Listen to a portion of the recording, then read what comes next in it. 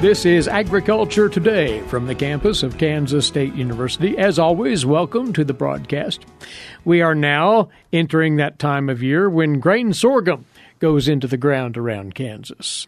We've Ignacio Ciampitti, Mike's side once again, crop production specialist, K-State Research and Extension. He's just come out with yet another Agronomy E-Update article, this time on grain sorghum planting and some strategies to consider here. Ignacio, good to have you back. And once more, grain sorghum is such a staple of rotations in Kansas that producers will be planting aplenty this year. Yeah, thanks, Eric, as always, for invitation and opportunity to discuss this with you and the farmers.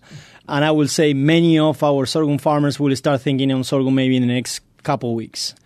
Many of our farmers are looking to make sure that they can match this planting with the idea of placing the flowering time into a much better weather scenario.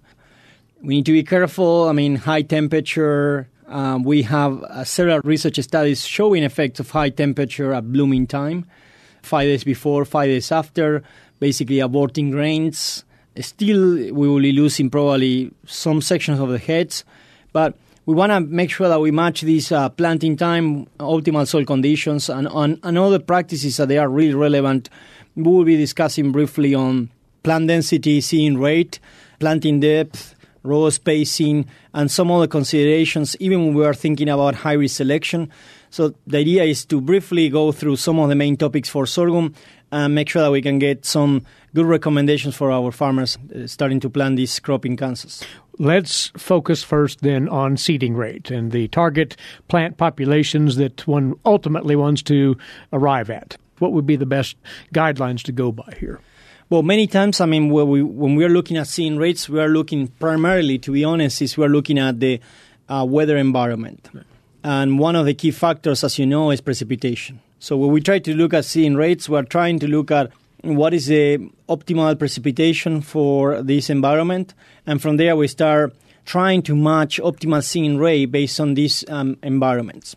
So we are trying to maximize increased seeding rates whenever we have environments and sufficient rain. And then in environments that we have rain that is going from less than 26 inches, 20 to 10, moving west, then we start cutting back on seeding rates. And it is in some way connected to what is our target yield potential. Right. Many times farmers might discuss with you, how do I know my yield potential even if I didn't plant? And many times my recommendation is, they know better than you, they know better than me, what is the yield potential for that field. When you think about that, though, there are some numbers that generally fit those yield expectations, aren't there? Yeah, and depends on many things. Sorghum has another property or ability of the plant that is different than corn, that is called tillering. Those plants can produce tillers and can compensate for gaps early season and will produce more heads. Still, we need to be careful. Sorghum also is a crop that is sensitive to uniformity. So we still always want to have very good uniformity, very good planting conditions.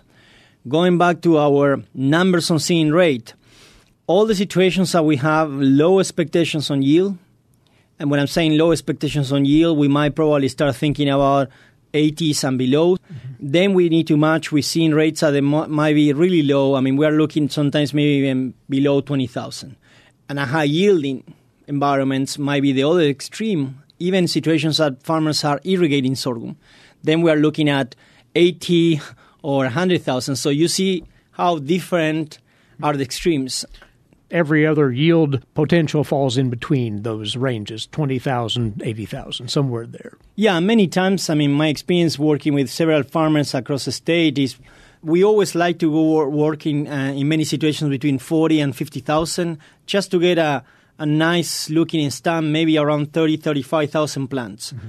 But again, these type of recommendations will vary depending on where you're located. Many of these numbers, we probably are more focused on the central part of the state.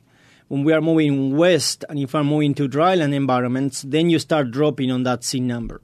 And then you start dropping on the seed number with the concept of I will have an environment that has more pressure on stress and it will have a higher water deficit. So putting more plants, increasing your canopy early season is not a good recommendation because you will be burning up water And when that plant reaches, flowering, the moment that is the peak for sorghum water use and the peak for the demand, that plant is extremely depending on the precipitation. And if precipitations are not timely, we will start losing yield. Ignacio, you are a fan of narrow row soybeans when the environment is acceptable. So are you equally enthused about narrow row spacing for grain sorghum? To be honest, yes, I'm a fan of the narrow rows. Whenever, we have those farmers that they can use the equipment and they can handle the narrow rows, even if you're in a low limited water environment, how you can maximize line interception and how we can convert that line into yield. And even if I have farmers that they plant too late, I still can play with and help them to say, if we narrow, we can speed that crop up. Those plants will compete early and they will basically convert this intercepted light into biomass, into yields. But the second point, I think that is one of the most important today for farmers, is on the weed control. Most of the times, I can show you several years of information from K-State, and we summarize the data and shows that when you are moving above 80 to 100 bushels, narrow rows make sense. Narrow rows can help you out. And sometimes even if I don't see a yield advantage, I will be able to close the canopy faster, and my likelihood to go back and have so many troubles in terms of weed control will be very low. Again, that doesn't mean narrow rows that you will be able to avoid your pre and your post. Mm-hmm. Okay? Do your pre, do your post, make sure everything is clean. Then, once you close the canopy, those weeds will have really not much space to grow, and they will have less likelihood to see any issues, late season, like what we are seeing in some fields, even at blooming time or later on, that still weeds are being a problem. So 15-inch rows, but you will likely amend your seeding rate to correspond with those narrower rows. Exactly. Our experience in our on-farm research show us that in some situations, our narrow rows, we might need to bump it up a little bit, the seeding rate. When we are saying a little bit, it's just maybe sometimes 10%, only because in many situations in our narrow rows, we tend to get less plants than in our 30-inch. So if you really are shooting for 35,000 plants, effective plants, and assuming a 65% emergence or 70% emergence, make sure that when you go to narrow, maybe to adjust just a little bit the seeding rate. Ignacio, let's squeeze in one quick word, if we might, in our time about planting depth and the difference that makes. Planting depth, it's a key factor. As I mentioned at the beginning of this radio piece, we have time to plant, okay? We have time to plant sorghum. We have an open window. We need to get moisture. Many of our environments today might be okay to plant, but if you go west, in many situations, I think that we are just lacking moisture. Make sure you place your seed in contact with moisture. We want to get those plants coming up in 5 to 7 days. We want to make sure that we have a quick and effective uniform emergence. The only way to get that is to make sure that we press the seed, and we press the seed in contact with moisture. If I need to go to 3 inches to get that done, I will do it. If I place on 1 inch and 1.5 inch, no moisture, we are seeing difference. Sometimes very large difference in sometimes a week or 10 days of emergence. Many times, plants that they were not properly developing roots, or plants that they were lacking behind in many situations, like in 2 or 3 leaves. So again, we have an open window, a wide window, and we have a chance to plant. If we are going way too late, one of the last considerations for us to discuss very briefly is on the hybrid maturity. If I'm going later than my optimal planting window, if I'm going like 15 or 20 days after my optimal planting window based on my region, start thinking about difference in hybrids. Because one of our main issues on sorghum is the goal of finishing the crop. And if we go push for a late planting time, we might get excellent growing conditions, excellent flower environment, really good-looking crop. But if we cannot finish that crop, the freeze that can come at the end of the growing season, it will impede basically for that crop to finish. And it will impact the size of the kernels. If we have a high impact, we might lose in many situations, maybe 20% or more yield. So make sure that we make proper adjustments. Short or medium maturity hybrids with the goal of making sure that we can finish the crop fully mature before that freeze, before the end of the crop. Considerations aplenty here for you grain sorghum producers as you'll be getting after your planting in the coming weeks. Again, there is an article in the E-Update newsletter from K-State Agronomy on this topic of grain sorghum seeding. Have a look at that. It has much more detail on the topic at agronomy.ksu.edu. And Ignacio, as always, thanks for coming over. Thanks, Eric, for the invitation. That input from Ignacio Ciampitti, Crop Production Specialist, K-State Research and Extension. We'll be back with more. This is Agriculture Today. Agriculture and food systems are the main drivers of the Kansas economy, but must be improved in order to feed the world's growing population. How are we going to do so? Reduce food loss, find ways to preserve grasslands, and help families stretch their dollars. Global food systems is one of the 5 grand challenges K-State Research and Extension is addressing. To learn more, visit www.ksre.ksu.edu.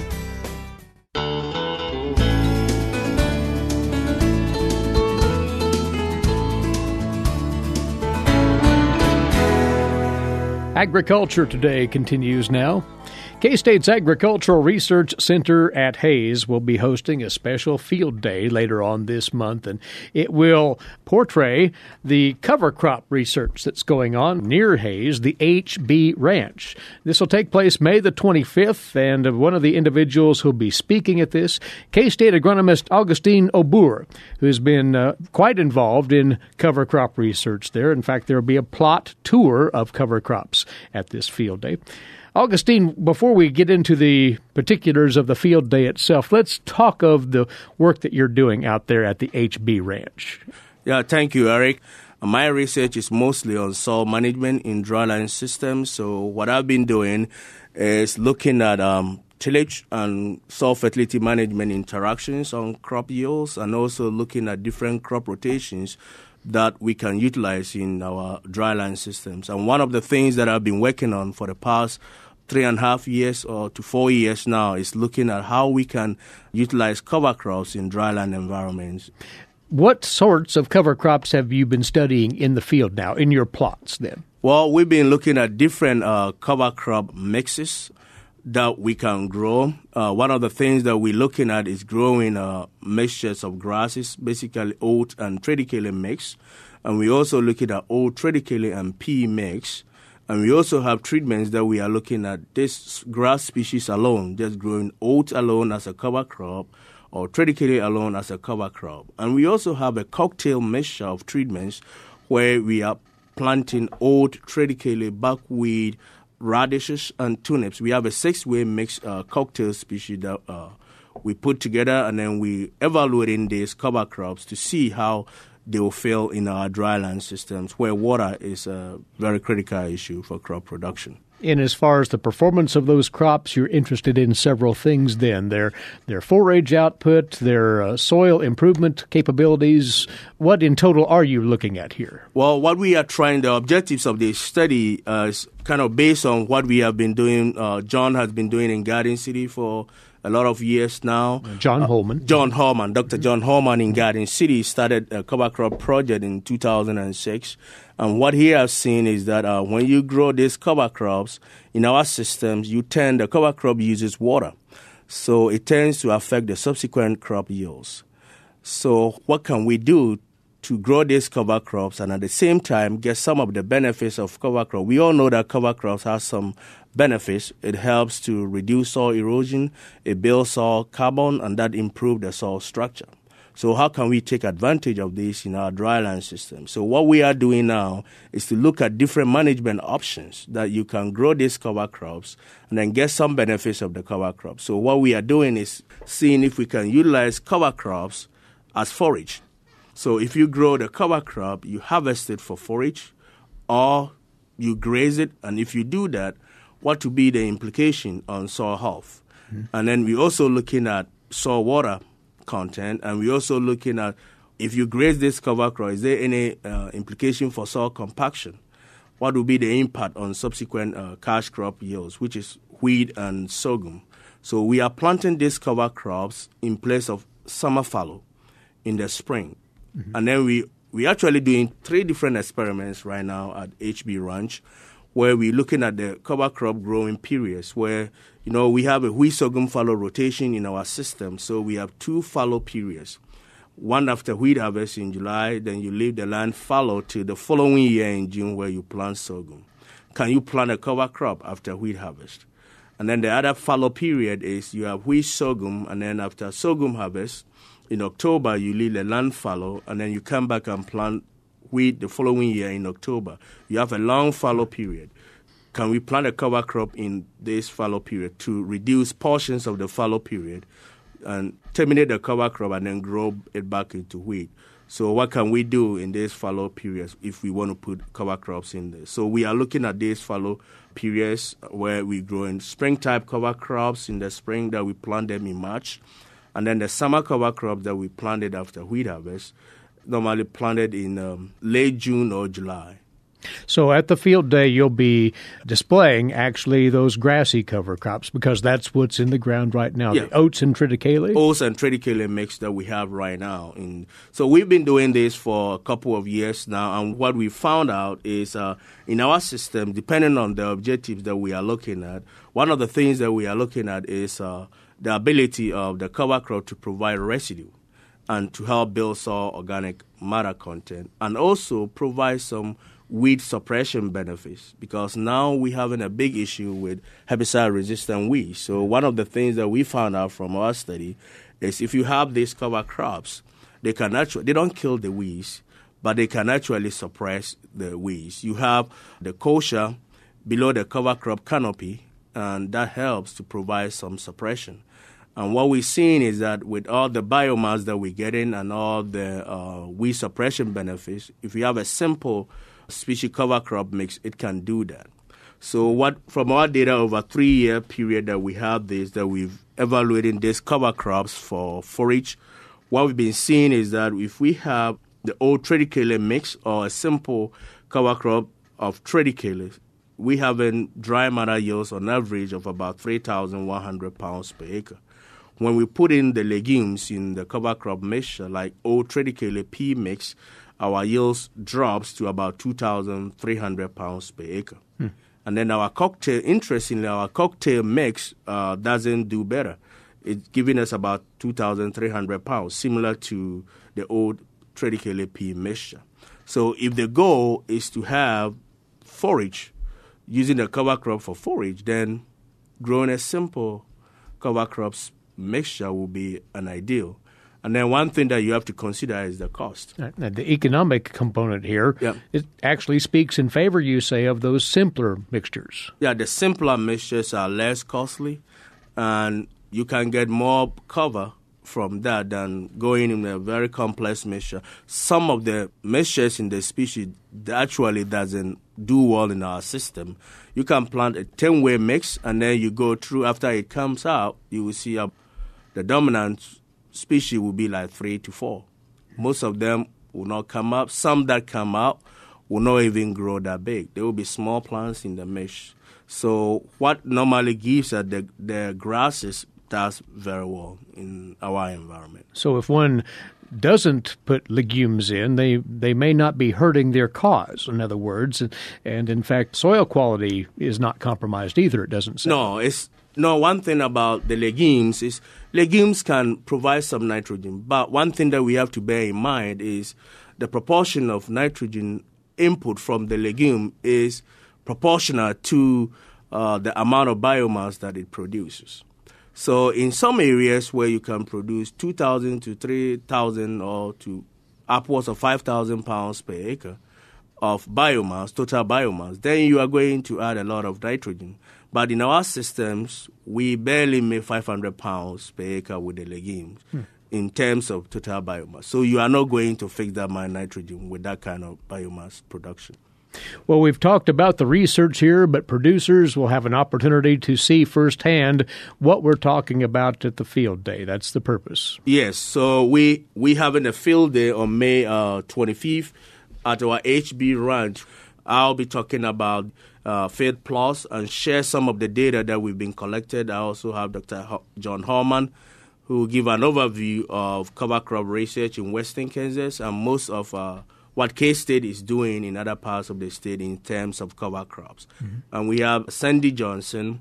She's going to talk about some of the on-farm research that we've been doing in collaboration with producers in western Kansas and Colorado State University looking at grazing cover crops in dryland systems. He has some data on animal performance and some forage production from these fields that she will share at this field day. And then I also have collaborators from CSU that will come to the field day and talk about this on-farm research that we've been doing. And there will also be talks on benefits of cover crops in terms of insects, that you can get beneficial insects from this cover crop. J.P. Mushood at Hayes will also talk about these.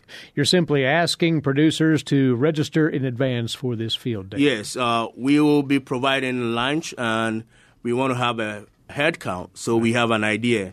People that are coming, and if you don't register, don't feel shy to show up. Just show up. We'll see how we can accommodate you. Outstanding. But if you can whatsoever, give them a call at the Agricultural Research Center at Hayes. Melissa is handling those RSVPs. 785-625-3425 is that number. 785-625-3425. Augustine, by all appearances, you'll have plenty to share with producers as they attend this field day, so we wish you very well with it, and thank you for giving us some insight on the work you're doing in the area of cover crops. Thank you very much, Eric, for having me. He's Augustine Obour, and he is a soil scientist for K-State, based at K-State's Agricultural Research Center at Hayes. The field day, once again, is set for Friday, May the 25th. The location, K-State's HB Ranch.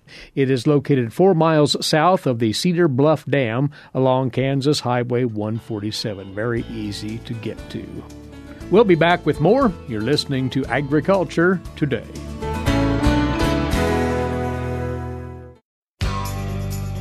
Did you know every Kansas farmer feeds 128 plus people? Kansas farmers are hard workers, dependable, authentic, and sensitive. Not only do farmers put food on your table, but they put clothes on your back and fuel in your car. For more information about Kansas farmers, visit K-State Research and Extension online or stop by your local extension office. This message has been brought to you by the K-State Animal Sciences Leadership Academy participants.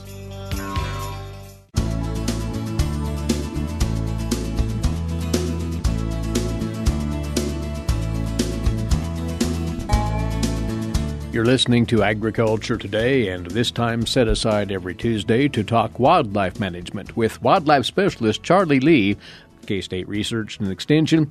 Charlie, an overview this week of recovery efforts on behalf of river otters, which are in fact found in parts of Kansas. The North American river otter was extirpated throughout much of its range, but is now recovering. The river otter populations were severely impacted by changes in land use, changes in wetland and riparian ecosystems, water quality issues, and unregulated trapping.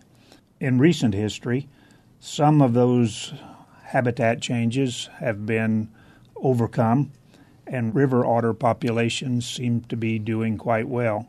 But part of that is related to an intense effort by biologists to reestablish river otters in those states and locations where they once were common, but habitat changes drove them out.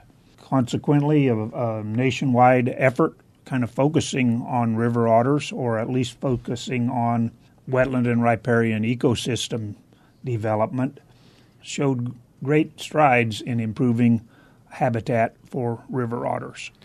They're now fairly common in Kansas and are quite enjoyable to observe.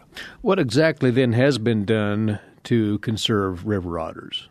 Well, one of the big things was the changes in some of the water quality parameters and a focus on improving wetlands and riparian areas, and changes in the trapping regulations. With those changes was an intense effort to capture otters from states that had good otter populations and reestablish them throughout those areas in the United States where they had been extirpated. To get to that point, biologists have captured over 4,000 otters. They started this capture and relocation effort in Colorado in 1976, and it took place in 22 states and ended in New Mexico in 2010. So if you take 4,000 otters, put them in locations where we have good habitat conditions, they reproduce and do quite well. Kansas was actually a part of that relocation effort. In Kansas, the efforts to restore the river otter began when the Kansas Department of Wildlife and Parks released 19 river otters from Minnesota and Idaho into the South Fork of the Cottonwood River in Chase County from 1983 to 1985. That effort was partly successful because of this nationwide relocating effort, in which otters that were reintroduced into Missouri probably immigrated into Kansas from Missouri, which released 800 otters between 1982 and 1992. Otters then have since expanded their range into all of the eastern and in parts of central Kansas. Although in places with a lot of human activity, they turn nocturnal. Otters are often found and observed during daylight hours and result in great viewing opportunities for those fortunate enough to see otters in the wild. So this recovery effort has allowed them to reestablish virtually throughout the country, it sounds. Yeah, it's been a great story of restoration and actually highlights some of the impacts of trapping. These otters were captured in many cases with foothold traps and then successfully relocated in other states. Shows that trapping can be a very successful restoration tool and that the populations can expand when proper habitat conditions exist. There's very few disadvantages to otters, except occasionally they cause significant problems in small ponds where they can work on fish populations that have been stocked. However, in reservoirs and in larger river-type systems, most of the fish that they're consuming are not considered sport fish. But river otters occasionally can cause significant loss of fish populations in small water impoundments.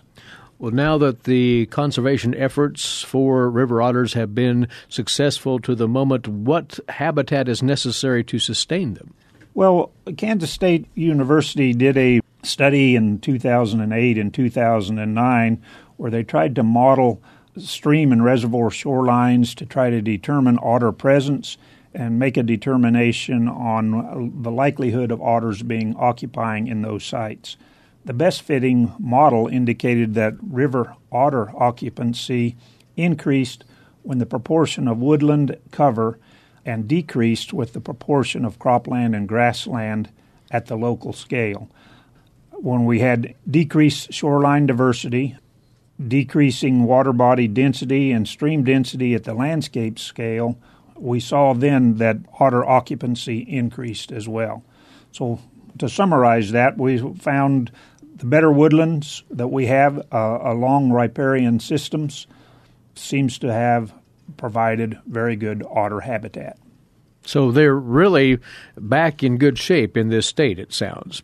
Well, they're back in the state in most of the counties that have suitable habitat, so much so that Wildlife and Parks introduced a otter trapping season in 2011.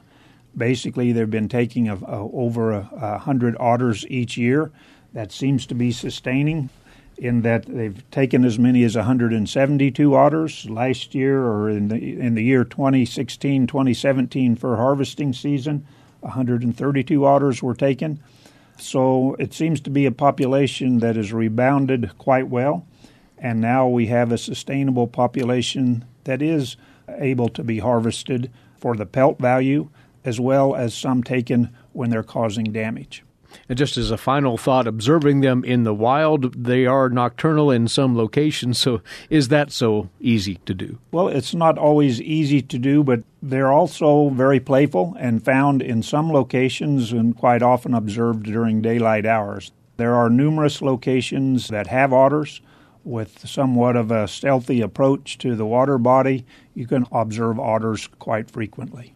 And you'd have to say it is a definite success story, once again, in conserving a species that had dwindled down in numbers to a notable extent. That is the river otter. Charlie, thanks for sharing word on the recovery of this water dweller. Charlie Lee is a wildlife specialist with K-State Research and Extension.